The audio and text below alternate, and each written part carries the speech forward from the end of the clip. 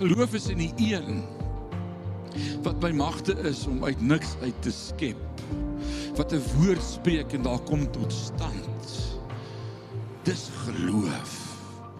My geloof is nie in dinge nie, my geloof is in die een.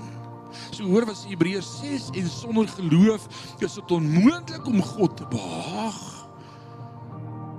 En ek wil sê ons leef in 'n tyd en era waar ons vir onsself wil voorsien en vir onsself sorg en ons eie planne maak en klaar planne reg het en ons het aksieplanne in plek vir as dit nie gebeur nie, kan ons so maak. Geloof is om alles een kant te skuif en sê ek vertrou op die Here. Nogtans sal ek in die Here jubel. Sal ek juig in God, my redder. Dis wanneer dinge skeefloop wat jou geloof in God